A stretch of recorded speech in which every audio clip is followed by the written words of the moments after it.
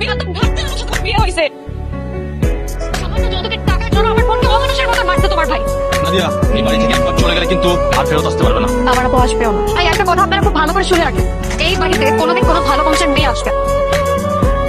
তুমি জানো এই ছেলে মাঝে মধ্যে ড্রিঙ্কও করে, এর আগে ওনাকে বিয়ে করে আপুকে হাত তুলছে। ও যদি আমি কান্দা না সরছি তাহলে আমার 8 বছর আমার 5 দিন গায়ে হাত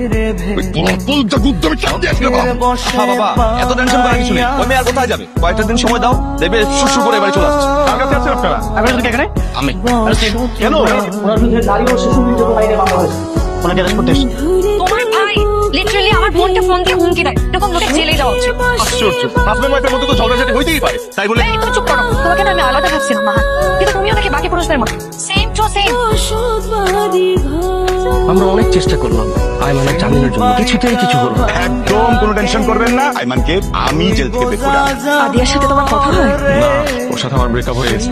তুমি মন খারাপ করে থেকো না, আমি আছি তোমার সাথে। আমি তোমাকে ছেড়ে কখনো কোথাও যাবো না। চলো না আমরা কোথা থেকে ঘুরে আসি। ট্রাস্ট মি আহান, তোমার অনেক ভালো লাগবে। আহান নাও, আমি খাবো না। তোমার ভালো লাগবে, ট্রাস্ট মি। না প্লিজ, আমি এগুলো খাই না প্লিজ।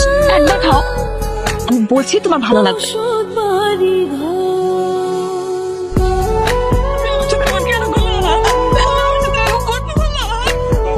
তুমি যা করেছো এটা কিন্তু একটা ক্রাইম, এবং আমরা চাইলে মামলা মোকদ্দমা সব করতে পারি।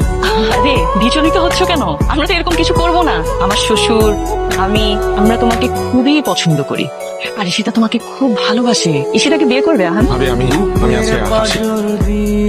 এখন আমি আহানকে ডিরেক্ট বিয়ে করবো। বিয়ে? আজকে ওই মেয়ের সাথে ওর ঝামেলা, কালকে যদি মিটে যায় তখন কি হবে? এই গ্যাপে আহানকে বিয়ে করে ফেলতে হবে। তোমাদের মধ্যে তো কিছুই হয়নি, কিন্তু ও যে ভয় পাইছে। তোমার প্ল্যান সাকসেসফুল। আইমান ভাই, আপনার জামিনটা কিন্তু আমরা এমনি এমনি করাইনি, এখানে আমাদের একটা ছোট্ট স্বার্থ আছে। ঈশিকা আহানকে খুব ভালোবাসে, ওকে বিয়ে করতে চাই। আপনি চাইলে বিয়েটা দিয়ে দিতে পারেন, আপনাকে 50 লাখ দিব। রাজি? তাহলে আমি রাজি।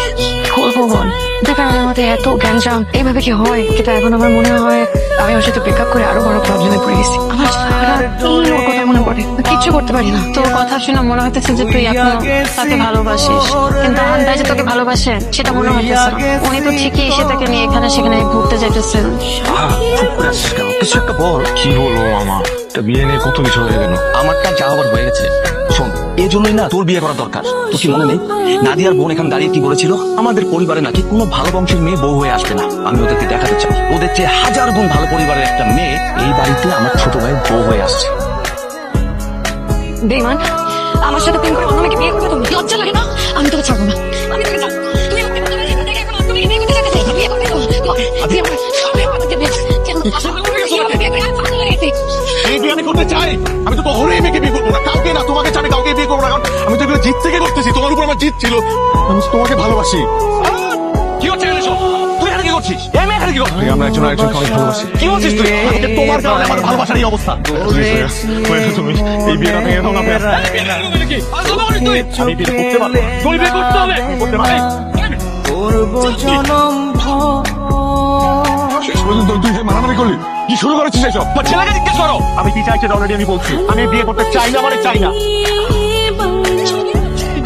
দেখো ভাই, আমি রিয়েলি সরি, আমি তোমাকে বিয়ে করতে পারবো না। তুই আমাকে মাফ করে দাও, আমি আদিয়াকে ভালোবাসি।